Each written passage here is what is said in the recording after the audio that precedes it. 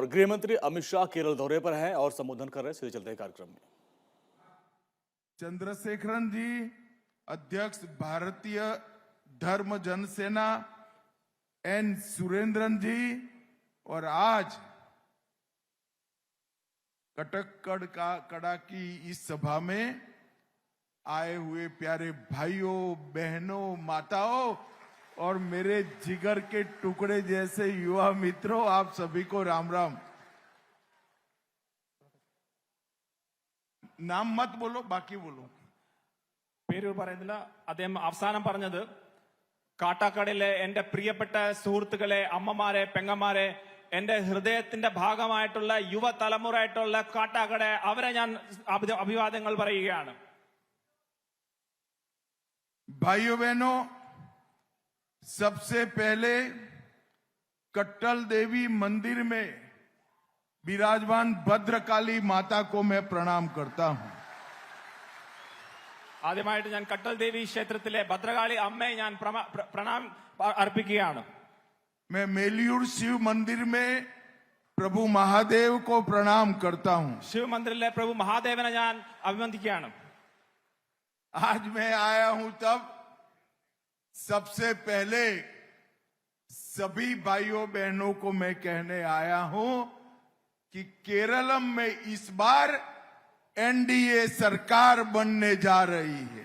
ഞാൻ ഇവിടെ വന്ന് ആദ്യം തന്നെ നിങ്ങളടുത്ത് പറയാൻ ആഗ്രഹിക്കുകയാണ്, കേരളത്തിൽ ഇനി വരാൻ പോകുന്നത് എൻഡിഎ സർക്കാർ ആയിരിക്കും.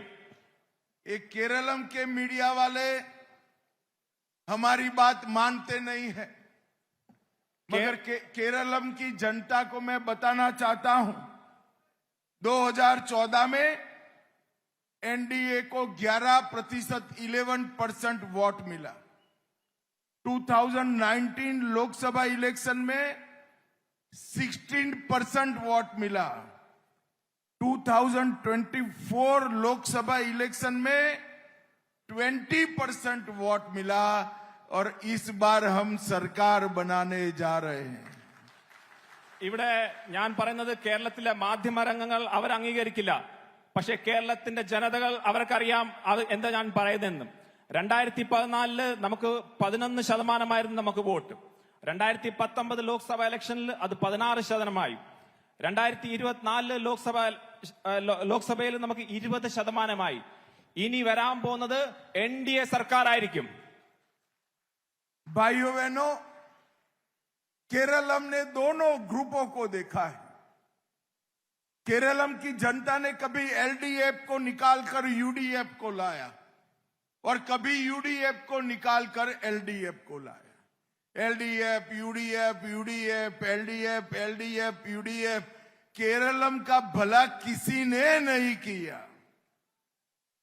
കേരളം ഇവിടെ രണ്ട് ഗ്രൂപ്പുകൾ നമ്മൾ വ്യക്തമായി കണ്ടിട്ടുണ്ട്. എൽഡിഎഫിനെ മാറ്റി യുഡിഎഫ് വരും, യുഡിഎഫിനെ മാറ്റി എൽഡിഎഫ് വരും, എൽഡിഎഫ് യുഡിഎഫ്, എൽഡിഎഫ് യുഡിഎഫ്. ഈ ഒരു പ്രക്രിയ മാത്രമേ നമ്മൾ കണ്ടിട്ടുണ്ട്. ഇവരാരും കേരളത്തിന് വേണ്ടി ഒന്നും ചെയ്തിട്ടില്ല. जो भी आया उसने करप्ट शासन दिया, करप्शन के घोटालों का एक बहुत बड़ा सूची बना दिया. ആര് വന്നാലും ഇവിടെ ആര് വന്നാലും അഴിമതിയുടെ വലിയ ഒരു പട്ടിക തന്നെ അവർ സൃഷ്ടിച്ചിട്ടുണ്ട്. भाइयों बहनों, एलडीएफ ने 343 करोड़ का कोऑपरेटिव बैंक घोटाला किया, एआई घोटाला किया, लाइफ मिशन घोटाला किया, के फोन परियोजना का घोटाला किया, पीपीई किट में खरीदने का घोटाला किया और मंदिर के सोने का भी चोरी करने का घोटाला ये एलडीएफ की सरकार ने. എൽഡിഎഫ് സർക്കാർ 343 കോടി രൂപയുടെ കോഓപ്പറേറ്റീവ് സൊസൈറ്റി അഴിമതി നടത്തി, എഐ ക്യാമറയുടെ അഴിമതി നടത്തി, ലൈഫ് മിഷന്റെ അഴിമതി നടത്തി, കെ ഫോണിന്റെ അഴിമതി, പി കിറ്റ് വാങ്ങിക്കാനുള്ള അഴിമതി നടത്തി. എന്തിന് പറയുന്നു കൂടുതൽ?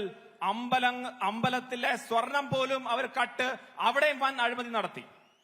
और यूडीएफ आती है तो सोलार घोटाला होता है, बार रिश्वत कांड होता है, पलारी वट्टम घोटाला होता है और दोनों एक दूसरे को कभी अरेस्ट नहीं करते हैं. UDF-ന്റെ കാര്യത്തിൽ നമ്മൾ നോക്കുകയാണെങ്കിൽ ഇവിടെ സോളാർ അഴിമതി നടന്നു. ബാർകോഡ്